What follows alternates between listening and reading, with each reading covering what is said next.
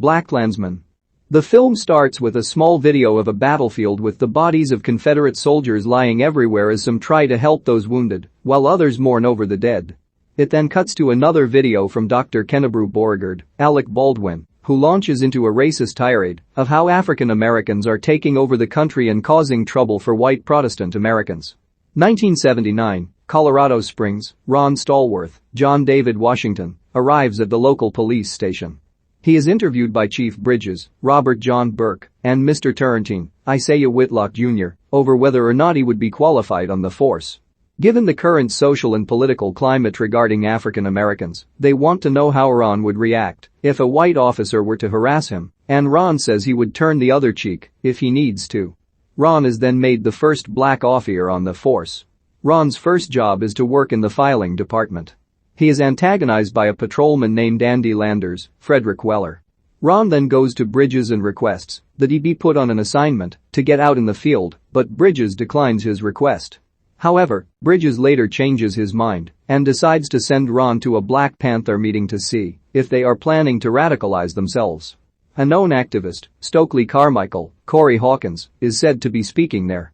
Bridges has detectives Flip Zimmerman, Adam Driver, and Jimmy Creek, Michael Buscemi, sit in as Ron goes in with a wire. Ron attends the meeting and meets Patrice Dumas, Laura Harrier, head of the Black Student Union. He tries to convince her that he is down with their cause. They enter for the meeting, where Carmichael, now going as Quame Tour, starts to speak. He gives an impassioned speech of how everyone there must learn to love their black culture and to not be ashamed or try to conform for white folks. Quame then starts to speak about an impending race war between black people and white officers who are constantly killing them in the streets, and that the black community must arm themselves in the face of a threat. Ron becomes invested in Quame's words, but also weary about his beliefs in a race war. Later, Ron meets Patrice at a club. She tells him that they were pulled over by officers while taking Quame back to the airport. We see the incident, and Landers was the one who pulled them over and started harassing Patrice, while two other officers were holding them at gunpoint. They discuss their feelings on the matter and how the relationship between black folks and the police are before they head out on the dance floor. After bringing his information back to Bridges, Ron feels that they need not look further into the Black Panthers despite Bridges hearing about Quame talking about the race war. Ron goes to the intelligence office to answer phones and sits to read a paper. He finds an ad for the Ku Klux Klan, and he becomes compelled to call. Ron poses as a white man as he speaks to a Klan chapter president named Walter Breachway, Ryan Eggold, and Ron manages to convince Walter that is, in fact, a racist white Aryan man. They arrange for a meeting to be set up, although Ron realizes he screwed up by using his real name. Ron brings this to Bridges and requests to use one of the white officers to play the Ron Stallworth that Walter thinks he spoke to. They decide to use Flip, and they use a script to differentiate between speaking white English and jive. Flip is also given a wire to use for his face-to-face meetings with the Klan. Flip meets another Klan member named Felix Kendrickson, Jasper Pääkkönen, while Ron and Jimmy are attempting to keep a close watch on them. Felix drives Flip to one of the Klan's meeting spots, but he reminds Flip to refer to them as the organization. Felix spots Ron driving close behind him, and he has Flip load a gun just in case. They drive off and Ron gets off his tail when he realizes he was noticed. Felix then brings Flip to a pool hall where he meets Walter and a constantly drunk Klansman named Ivanhoe, Paul Walter Hauser. Felix keeps suspecting that Flip might be Jewish, he is, but Flip convinces Walter that he is just as racist as the rest of them. In between the investigation, Ron continues to see Patrice, having to hide the fact that he is a cop since she hates them and always refers to them as pigs. She and her fellow BSU members are also disturbed by the appearance of Klan flyers all around the neighborhood. Ron has the police intervene on Klan activity, like cross burnings. Ron speaks to Sergeant Trapp, Ken Garrido, as they are trying to gather information on the Grand Wizard of the Klan, David Duke, Topher Grace, who is running for office, and they want to prevent him from going any higher, since they don't want someone like Duke in office. Ron believes that people would never vote for someone like him, but Trapp tells him to wake up. Ron listens in on another meeting as Flip goes to Felix's house to meet other Klansmen and Felix's wife Connie, Ashley Atkinson.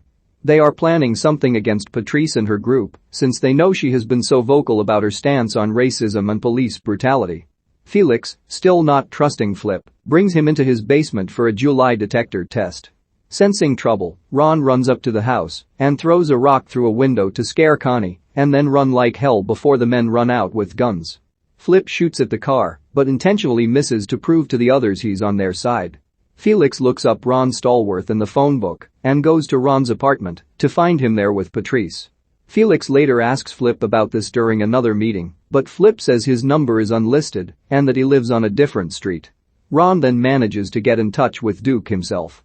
Like the others that spoke to Ron on the phone, he is also convinced that Ron is a true white American. Ron, however, has to hide his disgust with Duke's rhetoric and racist talk against black folks. At the same time, Flip is made the head of the Klan's chapter since he's gained trust among the others, but he tries to tell them that he can't perform his duties with them consistently because of his ill father. He slips up when mentioning this because Ron had said his sick dad was in El Paso and Flip said Dallas, which the others catch onto until Flip corrects himself. Felix, Connie, and Ivanhoe meet with another Klansman named Walker, Nicholas Turturro, who brings them C4 that they plan to use against a BSU, although Patrice is their main target. Bridges assigns Ron to protect Duke as he is arriving in town. Landers makes more snide remarks toward Ron, leading him to snap and almost attack him. Bridges tells him that if he let Landers get to him so easily, he won't stand a chance with Duke. Ron goes to find Patrice to warn her not to go to a planned march with the BSU because that's where the Klan is planning to attack them. He has to reveal to Patrice that he is a cop and she becomes so upset that she refuses to see him even as he tries to tell her that, while he is down for the liberation of their people, he is loyal to his duties as an officer. Ron then goes to meet Duke, having to hide his phone voice. Duke shows clear disdain for who his bodyguard is but retains his professional demeanor. The other Klansmen, however, are less subtle as Felix and Ivanhoe surround Ron in an attempt to intimidate him. Ron approaches Duke to ask for a Polaroid together with him and another Klansman. He asks Flip to take the picture, and just as the camera flashes, Ron puts his arms around both Duke and the other man to anger them. Although Duke tries to come off as threatening, Ron reminds him he is a police officer and can arrest him for laying a finger on him. Duke then rounds up the Klansmen for a meeting to have Flip have his official initiation.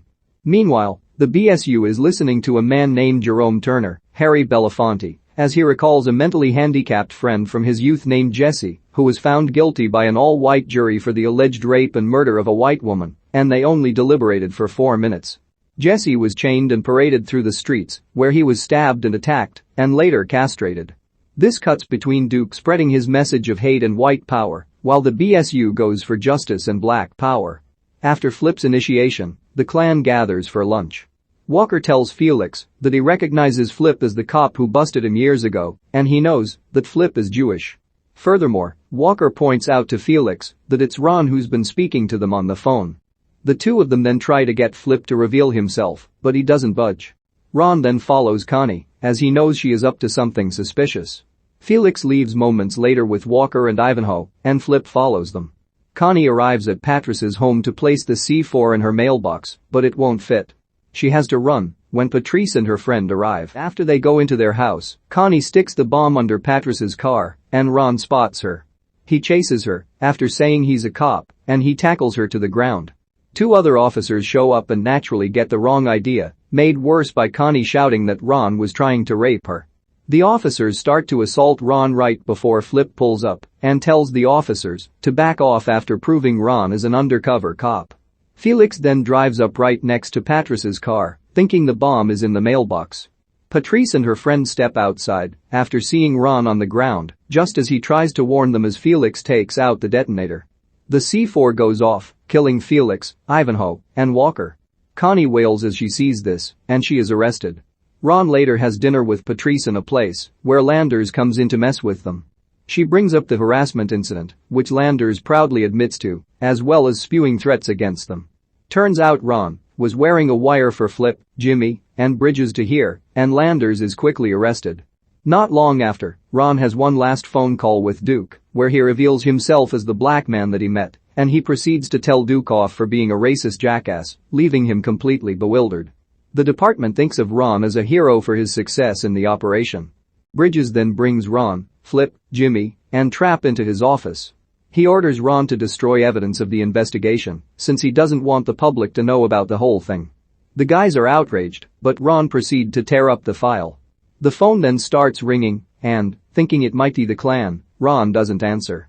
He starts to leave the building, but then he goes back inside to answer. Ron is in his apartment with Patrice. She breaks it off with him because she doesn't want to be with a cop. Moments later, they hear a pounding outside. They get their guns and walk out. They see out the window, not far from them, the Klan is burning a cross. We then cut to actual footage of the 2017 Charlottesville riots with neo-Nazis and white supremacists marching in the streets, as well as clips of Black Lives Matter activists chanting against them. There is footage of the Nazis clashing with the police, as well as videos of Donald Trump's reaction to the incident, referring to the Nazis as very fine people. Another clip shows the real David Duke with other white nationalists who feel empowered by Trump's words during the election. Additionally, there is horrifying footage of a Nazi running his car through a crowd of people, with the surviving victims expressing their horror at the situation. Finally, there is a dedication to Heather Heyer, the woman killed when the car struck her.